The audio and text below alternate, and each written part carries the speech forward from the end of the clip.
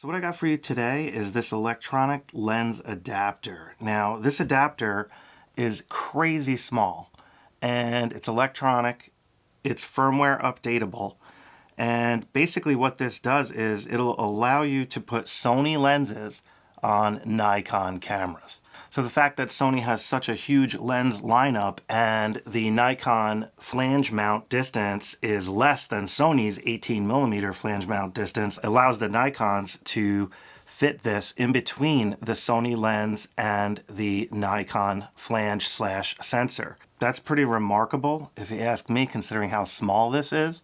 Nikon makes amazing lenses, but they don't have near as many as Sony. And because it's a smaller, market share type company, it's going to take a long time to like fill out that lens line, you know what I mean? So this adapter is called the Megadap ETZ21 Pro Sony E-mount lens to Nikon Z-mount autofocus adapter. That's what this thing is called. And it basically mounts up to your Nikon. So what I have here is the Nikon Z6 III. By the way, guys, I am working on the beginner's guide for this awesome camera. It'll be out, within probably 2 weeks from now, but I'm working on recording it right now. All right, guys, so I just wanted to thank BH Photo for allowing me to borrow this adapter as well as the Nikon Z6 III for this video. So thanks, BH Photo, and be sure to check them out. Links below in the description area for all your photography and video needs. So anyways, if we take the body cap off like this, we can put this guy on. And you just got to line up that red dot on the top of the flange, right there, and then you twist, and it locks into place. And now the release here for the actual Sony lens is down here, which actually makes sense because that's where it is on Sony camera bodies. The button's right here, kind of where these function buttons are. So now we have this button, this release right here we can use when a Sony lens is mounted. For example, I have one of my favorite Sony lenses right here. This is the Sony FE 55mm f1.8 Zeiss lens. Absolutely love this lens. And now you got the red dot right here. It looks like a Sony mount at this point. You can just mount it right up. And now the lens is mounted. And it works, guys. I took this around outside. The IAF works, the focus works, it works in video.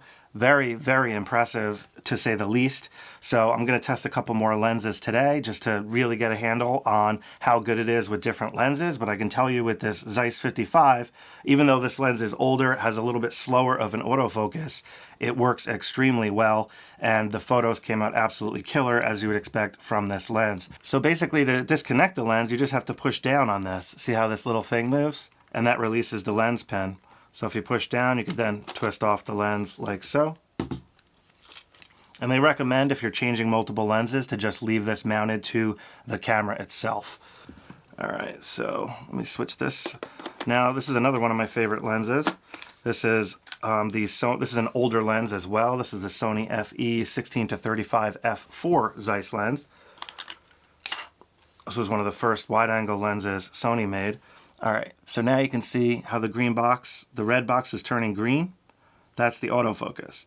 So you can see how fast it is. It's not as fast as regular autofocus. It almost works a little bit more like contrast AF, if you guys remember from back in the day, depending on what you're shooting. So I don't think this is really going to necessarily work that good for sports, but I really need to test it because I don't know. It's possible it will, but based on this testing, it kind of works pretty darn good. It reminds me a little bit of using the Metabones adapter for Canon lenses on the Sony, but with the Zeiss lens, when I was actually out shooting in the daylight, like everything I focused on, it focused on like quick.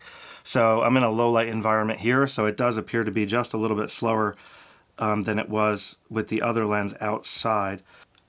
So I'll do some more testing today with a couple different lenses, and then we will wrap up this video with a full report on how good this adapter works overall.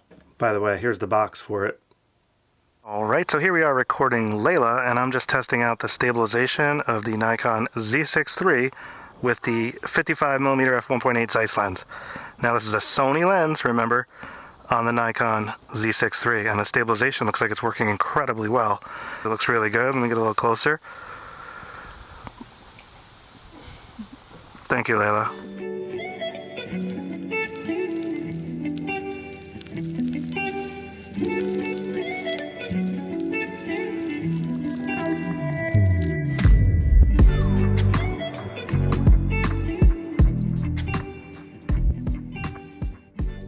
Alright guys, so now I'm going to try this Sony 200 to 600 millimeter and see how it works for both photos and videos. I'm going to test it on Layla. Let's check that out. Alright, so this is a significantly harder test. This is with the Sony 200 to 600 millimeter at 200 millimeter handheld. So I have the optical stabilization on the lens, and the sensor stabilization I believe is also working. I'm not sure if they can like work together like they can on Sony stuff, but this is what it looks like. Let me zoom in a little bit. So there's 600 millimeter. And we're back to 200 millimeter. And for the record, Layla is about 15 feet away from me. Alright guys, let's go into Lightroom real quick. I just want to show you some of the sample photos I took with the Zeiss 55 and also the 200 to 600 I tested with Layla outside. So let's just go through those real quick. And like I said, I only have a few photos here to show you. This is one from inside the vehicle, and it focused in this high contrast scene, no problem, on the like phone mount holder that I have there for when I'm driving in areas and I need the navigation, you know. Here's just a quick snapshot here. And again, just the rendering of this lens I love. This is my buddy Mike, great guy at work, and the autofocus, it saw his face and immediately focused on it as you would expect. So super impressive there. And just another shot, the little thing on the top of the car there. Now, for some reason, this person has these creepy things poking out the windows, and they've been catching my eye for a while, so this lens was perfect for that capture. And by the way, I just love the Nikon colors. They are awesome. Here's another one in another window, and here's more in another window. So those people are all about scaring people, I suppose. Another snapshot. Here's a little depth of field play type snapshot. And just another one. These are raw files, by the way. That's why they look so flat. If I do like auto, for example, it'll punch up quite a bit. Somewhere right around there. Can drag the clarity up, bring the blacks down a little more.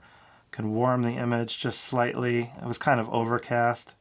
But anyway, just a quick adjustment there to show you what you can do, because these are raw files, so they do look a little bit flat. Now here's just another one. I thought this was actually cool because there was two garbage trucks crisscrossing, and I thought it was cool. But anyway, they had some bikes outside. Again, the focus was working great. Here's one looking inside a hardware store. And in case if you were wondering the dynamic range on this sensor, it's quite good. As you can see, when I hit the auto button here, I can drag the shadows up and get even more information in there. And highlights are not clipping really, but I can drag them down as well. So dynamic range is really good on the Z6 III, at least as far as using it in RAW format. It's definitely good enough for my type of photography, because you can also use exposure bracketing and get multiple exposures and do HDR photography if you want. So just for a single frame, this is enough dynamic range in my opinion. Just a few more quick snapshots here. And oh, I made a BLT the other day. This is, again, these are all with the 55mm Zeiss lens. You can see here just how good that looks. I did crop in a little bit on that image. The original file was a little bit larger. Now here's just one of Layla. This is with the 200 to 600 millimeter. So if I zoom in here, you can see the focus is tack sharp on the eye. The exposure is not the greatest because, you know, I was using natural lighting. Now this is at 600 millimeter, and you can see, again, just incredible sharpness. So I was really impressed with that. Here's another one just to check. This one you can see the eyeball itself is tack sharp. Very, very nice. And I could edit these photos if I want to make them look a lot better because they are raw, don't forget. And here's just one more at 200. So I took a bunch of shots and they all came out sharp. So I was impressed. Okay guys, so now I have the 20mm f1.8 Sony lens on there. It's a G lens, really high quality lens. I have the autofocus set to AFF for full-time autofocus. So now if I hold this lens up in front, you can see how it just switches to the lens, nice and smooth. Now watch, it'll go right back to my face. I have facial recognition for humans turned on, so that's why I blocked my face with the lens, and it works really well. And it's really impressive how smooth the autofocus transition is. I wasn't expecting it to be that good. It advertises that it can do that, so I wanted to test it here for you guys, and it definitely works. It's very impressive, as a matter of fact. So I highly recommend it. I mean, if you have a ton of Sony lenses and you just got like the Nikon Z6 III and you want to utilize those lenses, this is a really good option. It definitely does not work as good as a native lens, don't get me wrong. For like sports and stuff like that, it's not going to be as good. But for, you know, just taking regular photos and stuff like that and recording video, as you can see here, that works really well. And it's just a great option to have, you know, so food for thought there. All right, guys, so again, this is the Megadap ETZ21 Pro. And I gotta say, as far as lens adapters goes, this is the best one I've ever used as far as taking, you know, non-native lenses and putting them on a different camera body. I've used the Metabones. Let's see, what else did I use? I used the Viltrox in the past.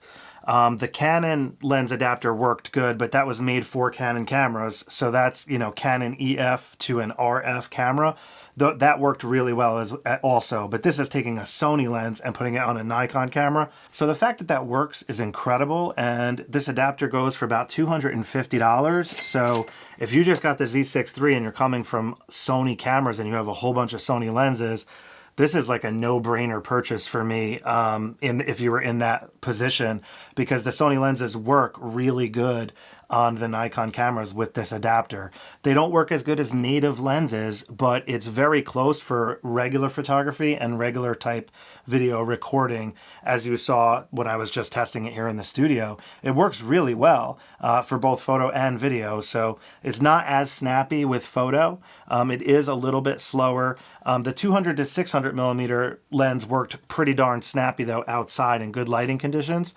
So you probably could get away with using it for some sports, but your hit rate, there's no way it's going to be as good as a native high-speed lens. So just keep that in mind. All right, guys, so that about wraps up this video. I really hope you got what you were looking for. And again, links below in the description area. I really appreciate you guys using those links. It helps me out. They're affiliate links, you know what I mean? So it definitely helps if you use those links. So thank you. And that's pretty much it. So I will catch up with you next time. And don't forget, the beginner's guide for the Nikon Z6 III is coming soon. Catch up with you next time. Take care.